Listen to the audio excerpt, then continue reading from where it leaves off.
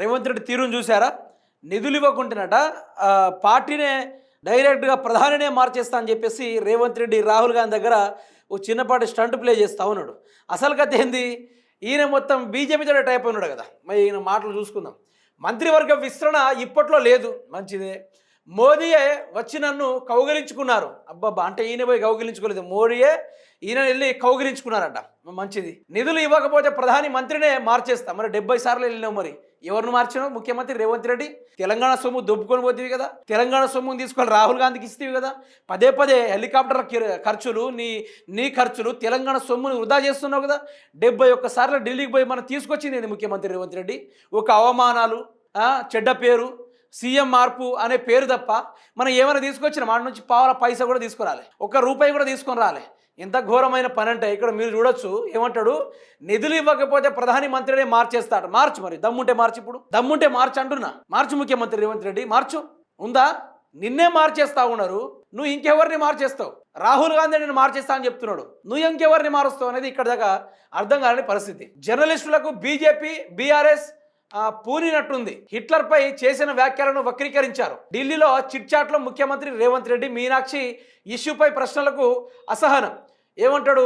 ఈయన రాష్ట్రంలో మంత్రివర్గ విస్తరణకు సంబంధించిన ఊహాగానాలకు ముఖ్యమంత్రి రేవంత్ రెడ్డి తెరదించారు.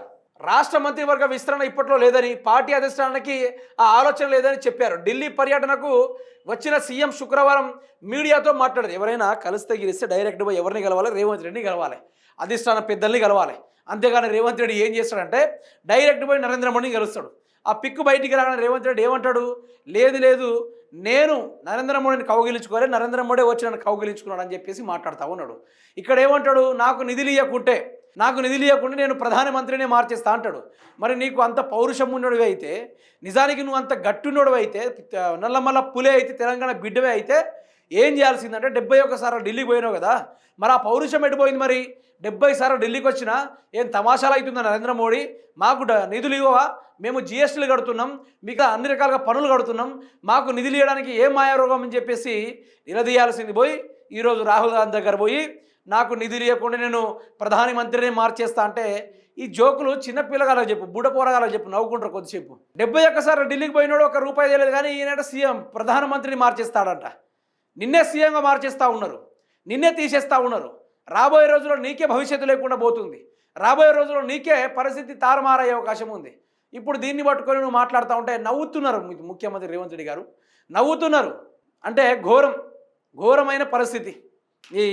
ఆయన ఇక ఆరోగ్యం బాగాలేకుండా, మతి స్థిమితం కొంచెం బాగాలేక ఉండుంటుంది.